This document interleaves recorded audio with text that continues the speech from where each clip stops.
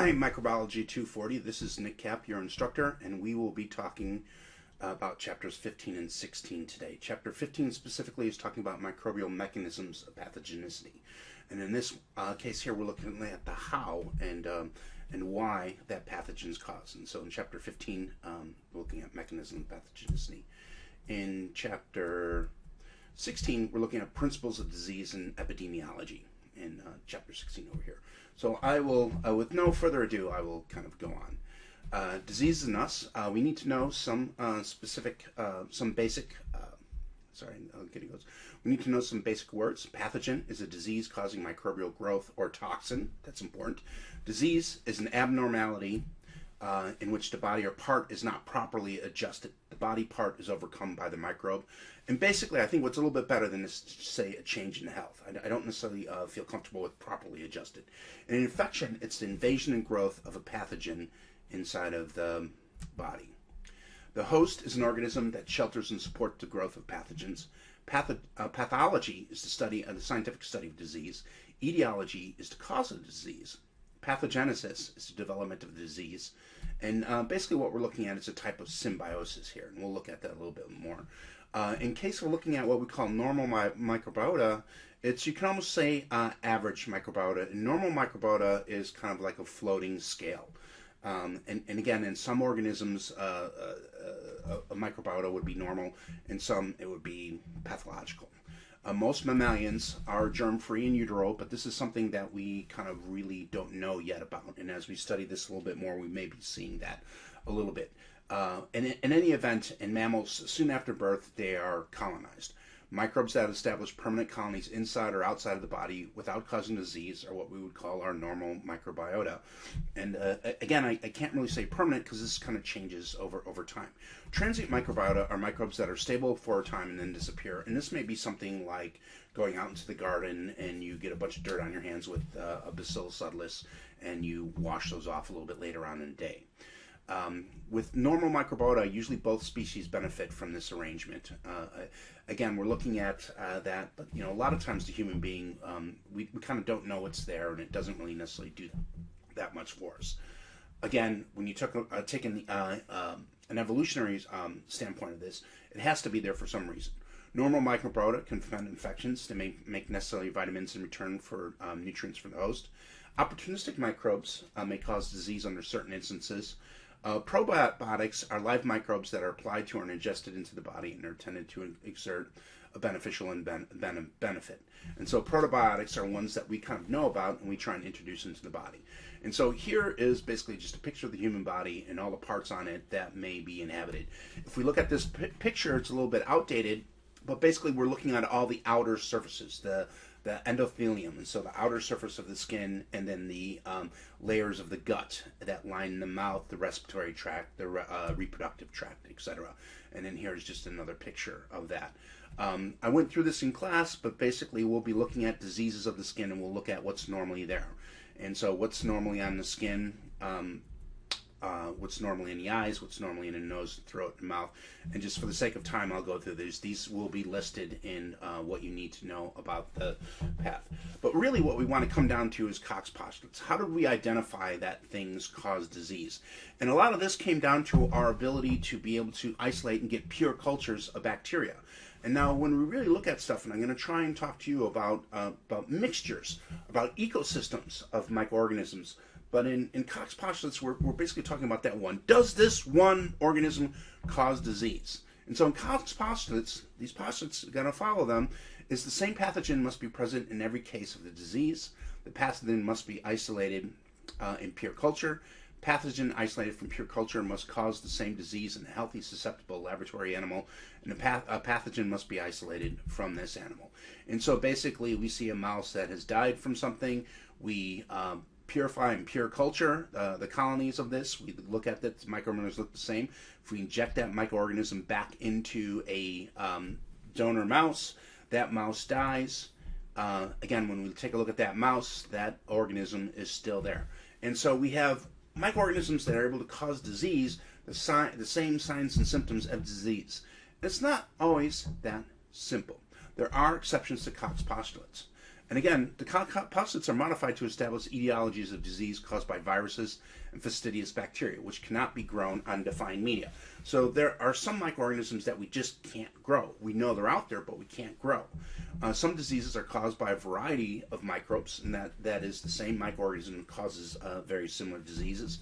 Some diseases, such as S. pyogenes, can cause several different diseases. And so it's a microorganism, depending on where it infected the body, how it infected the body, and the host microorganism, it will cause a different diseases. So some diseases can only occur in one organism, so we cannot run the full Cox postulates. And again, I ask you why on this, and basically it's something that occurs in human beings. And what's really kind of interesting is right now it's really hard. The SARS-CoV-2 is hard to study because there's not a model organism that does it. And so mice don't necessarily get respiratory diseases like we get respiratory diseases, etc. And they're using mink and some of the other ones, but again, those are a little bit different. We are seeing in Great Britain where they are getting volunteers who are going to asked to be infected directly, but again, that's a little wiggy on there. I don't know if the ethics of that are a little bit there. So let's go on disease classification and codification. And again, we need to develop a vocabulary for this. We need to measure this, and we need to recognize that there's disease and pattern. So again, even with the COVID thing, in the very beginning, somebody had to recognize that there was a disease that was coming about. And so so let's just go on to some of the words. Symptoms is just basically a change in body function that you can measure. Diagnosis is the identification of what this is. A sign is a measurable chain. Syndrome is a specific group of symptoms or signs that always accompanies a specific disease. A communicable disease are transmitted directly or indirectly from one host to another. A contagious disease is easily spread from one person to another. Non-communicable diseases are caused by microbes that normally grow outside the body and are not transmitted from one host to another. An example would be Clostridium tetani. And so, again, these are diseases that you don't get from person to person, that you get from your environment for some reason. Where, how bad, and how much, words to describe identification. And so incidence is the number of people contracting the disease. Prevalency is the number of cases at a particular time.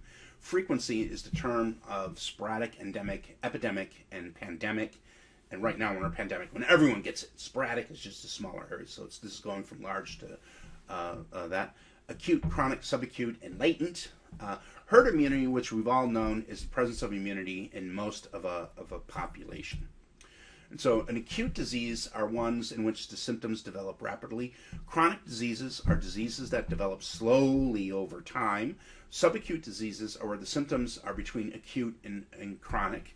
And then latent disease is a disease with a period where no symptoms, when the patient is inactive. Okay, the disease is not going on. Recognition is pattern disease.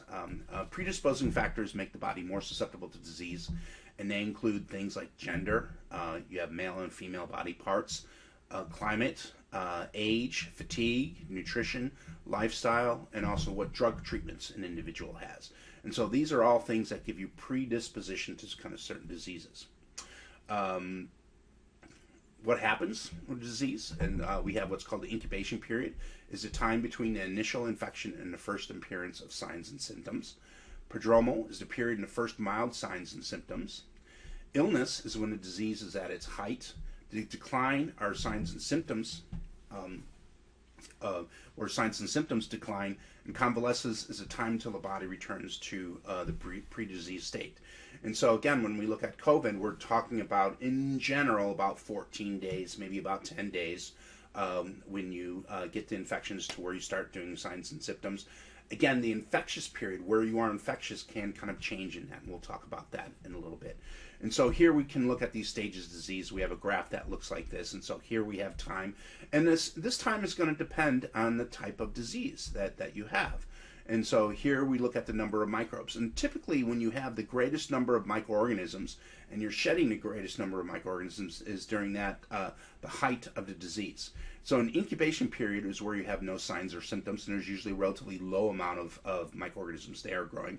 The prodromal period, where you have these normal mild signs or symptoms. Your period of illness is where that, and then you have a period of decline where signs and symptoms are starting to get better. and then you have your period of convalescence. And then again, your book has this where it looks at a little bit here, so your incubation period. And so again, we're looking at these periods in here and be able to kind of read this. This is directly from your book.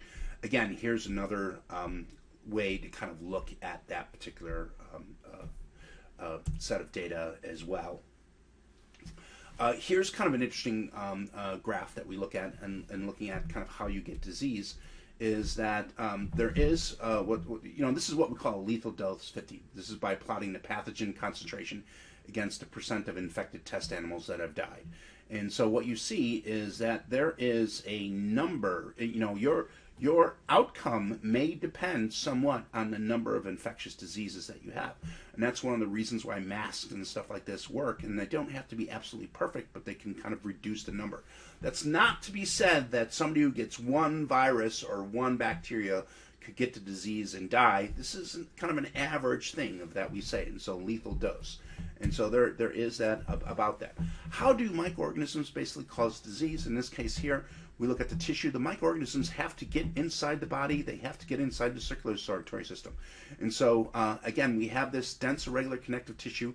Enzymes like collagenase, which is a protease that breaks down collagen, which basically holds the cells together. And so if a bacteria can kind of break down the outer surface of a cell, it can kind of move past the cell. In this one here, this is looking at the mechanisms of botulism. And so in botulism, what you're doing is you are kind of inhibiting some transfer of neurons. And so these, the botulism toxin, and so the bacterium itself is not necessarily toxic, but it's the toxin that it produces. Again, here we're looking at bacteria that are able to kind of resist being taken over by the body. And so here is again, and we talked about this in the DNA, so this is a capsulated bacteria. And so the capsulated bacteria, the bacteria, so the macrophage from the body can't really attack the bacteria, and the bacteria will sense this, and it can produce proteases that break down the antibody that actually prevent the body from getting rid of it, and so this microorganisms can cause disease like that. In antigenic drift, this is basically what's happening with the flu virus. It can happen with SARS, and we're a little bit worried about that. And basically, we have a virus. In the case of flu, we have neuraminidase, we have hemagglutinin, and then these two structures can kind of change over time, right? And so as we go inside of here, and then also these structures can recombine. When two viruses get inside the body, they can recombine to produce a new virus that is really infectious. And so there's a number of ways that that can hand it. So how does a infection spread? We have a reservoir of infection, which provides pathogens with conditions for survival. Again, humans, we have carriers, which are asymptomatic or latent, and we see this a lot in SARS-CoV, and we're worried that children going to school will be a lot of carriers for people at home. Animals can be carrier, these zoonoses of various routes. Non-living reservoirs include things like water, fertilizers, doorknobs, etc. How is a disease transmitted? Contact transmission, which is the direct person-to-person transmission, so you have to have one person interact with another. Indirect contact transmission is where a fomite, a non-living matter, typically about 1 meter away, soiled goods, and so again, somebody coughing in your distance or singing in your difference, or walking by you or breathing. Droplet transmission, which we think this is SARS-CoV does, is over short distances, so staying 6 feet away from somebody kind of really helps you with that. Vehicle of transmission can be water, food, or air. Vectors can be mechanical or biological, and again, when HIV first came out, some people thought, hey, mosquitoes might be able to transfer AIDS, so people were really scared of that for a while. And so here in this transmission disease, again, here's somebody sneezing in it without a mask, and we see these particles that are going, and we got exposed to these particles kind of all the time. And again, when we look at this, there's, in something like the flu, we can accept a certain number of deaths, but when it gets past a certain area, we don't. Again, here are individuals kind of shaking hands and stuff like that. And, again, sex is a big one where we can transmit some of these diseases. And so in sexually transmitted disease, you can have somebody who has disease kind of right next to you, and unless you have that kind of moist transfer, you're really not going to get it. What we want to talk to next is about what we call portals of entry and exit. And so pathogens have preferred portals or doorways where they enter and exit the bodies. The most common portals that we see in us mammals is the respiratory tract. And again, if we look previously, sneezing out, you always have these little kind of materials coming out of you. The gastrointestinal tract, which is feces and eating food. The urogenital tract is a big one. And then basically blood to blood. And there's a lot of diseases that go blood to blood. And if basically you don't shear needles, that this wouldn't happen. Or if you, again, surgeries, it can happen. And we talked about it a little bit. And so in this area here, we're talking a little bit about a mechanical vector carries a pathogen to its body from one host to another. And so again, in the automobile, there's lots of bad things that came about due to the introduction of the automobile. But one of the good things about it is, you know, in actuality, in my family, we have all these flies. I've seen photographs from the 1910s where there's little flecks all over the place, and that's flies pooping kind of everywhere. And so, you know, when you had horses around, you had all these horse flies around, and then you had to transfer. You had the flies going from a piece of poo onto your hamburger, and then you ate it, etc. Mosquitoes, etc. There's all these organisms and all these ways to transfer it. In figure 16.3, I think is very critical for us to kind of look at. We're looking at some of the vectors and what the species are and kind of what they produce. In 16.6, we're looking at the Ebola epidemic. And so this is kind of really something, we were really scared of Ebola for a long time. In 77 and 76, we saw the Ebola, and it came back. We're actively out looking for the reservoir of kind of where the Ebola comes back. But these things kind of cycle, kind of back and forth. And what we're seeing in 2014, 2015, we had 28,000 cases. And actually now at SARV, we actually have a big Ebola case that's going on right now. We have a vaccine for Ebola, but we'll have to kind of see if it works. And we'll talk about this a little bit in class. So the transmission of disease, again, the vehicles, the transmission by inanimate reservoir, food or water. Vectors are arthropods, especially fleas, ticks, and mosquitoes that can move a disease about. In mechanical, that would be, again, the disease really doesn't go inside the vector, but it's carried on their feet or wings or body or something like that. Biological is where a pathogen reproduces in a vector. And so, again, mechanical, it's just on the outer surface, and then the fly is bringing it around. In biological, the actually vector, the disease could go inside the organism, and it can reproduce and maybe get amplified and move. The next thing I want to talk about is hospital-acquired infections. About 5 to 15% of individuals who are in hospital get an infection. One of the things that we're really afraid of now is getting a COVID infection from a hospital. And so I think one of the things that's a positive of this is people are a lot more aware of their surroundings. And so really this 10 to 15% was really unacceptable, and we should have been doing our personal protective devices anyways. And so hospitals are the perfect place to get microorganisms. I had uncles who were deathly afraid of hospitals. They would not go there because that's where you get disease. You have a chain of transmission. You have compromised host, and then the hospital is the best place to be. You know, it's kind of, you know, I put it here as a hospital the best place to be if you're sick, and you know, it depends. I have a friend of mine who always says it depends. And again, nosocomial are hospital infections that are required as a result of a hospital stay. Again, 5 to 15% in there, and then we have this kind of perfect storm of the microorganism, a chain of transmission, and a compromised host. These are some of the lists that you have in there. Again, with some of the devices, urinary tract, basically a lot of it's catheters. Catheters need to be clean. If they're not clean, they can contaminate. Biofilms can kind of occur on that. If medical equipment, a lot of times why we use disposable medical equipment is so that it's used once and thrown away, because it's really hard to kind of clean stuff. What are some of the causes of this? And again, some of these are resistant, so coagulase negative staphylococcus. So coagulase is looking for a biochemical characteristics. We have Staph aureus. We have a number of organisms. MRSA, you know, again, we have a number of different strains that are out there, and some are acquired in hospitals, and some are acquired in community. And so which procedure increases the likelihood of infection most? So hemodialysis. So this is looking at MRSA, the total number of patients receiving the procedure. And so, again, we're looking at some things like in hemodialysis that roughly about half the people getting the procedure are going to get some type of infection. So it's really something that we look at. A hospital is going to have an infectious control person who's going to be looking at that. So how do we control nosocomial infections? Is basically we practice good aseptic techniques. And so this is one of the things that I'd really like us to look at. So, again, when we look at COVID, what's really amazing is the number of hospital staff do not get COVID in there. But again, we need to practice this aseptic techniques. And so hand washing, and things like hand washing, there's 40% compliance. People would go follow people around and see that very rarely do people wash their hands. And again, if you wash your hands correctly, a fair amount of time, about 5% of a person's time would be spent washing their hands, right? Because, again, you have a staff member every time they come into a new room, they would have to wash their hands in the room. And so infectious control staff are those individuals that are responsible for that. Again, we have a number of what we call emerging infectious diseases. These are ones that are new or changing. Again, SARS is a COVID is an example of that.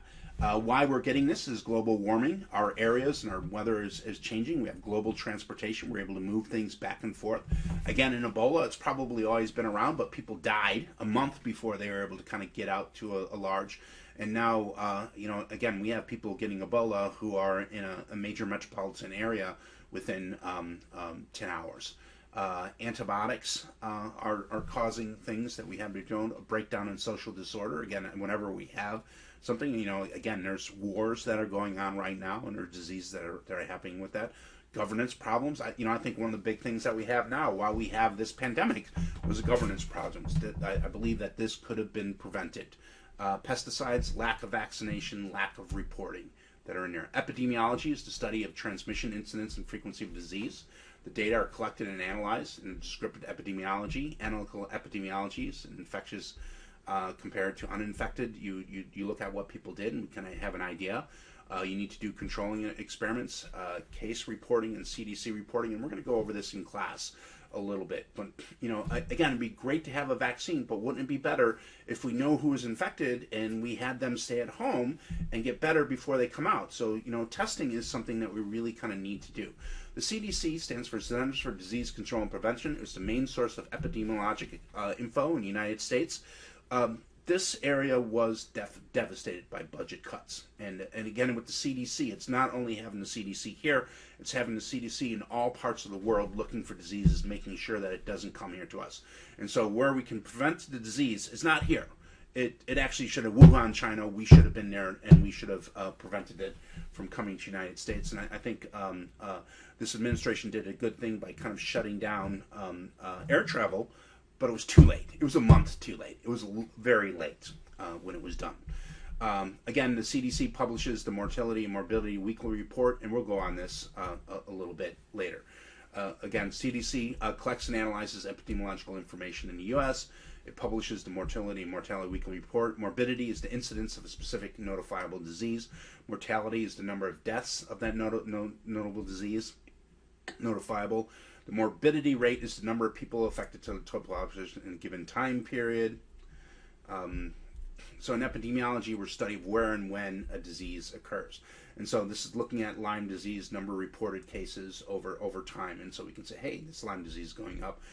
Reports of tuberculosis is going down, and again, number, because we have a vaccine against it. But a lot of it is report and trace. And so people have tuberculosis, we find them, and we give them information so that they cannot give it anymore. Here we see the incidence over the month. And so again, there's new fields of biological study, biological crimes, and I usually present a paper on this, and we'll talk about that a little bit of that.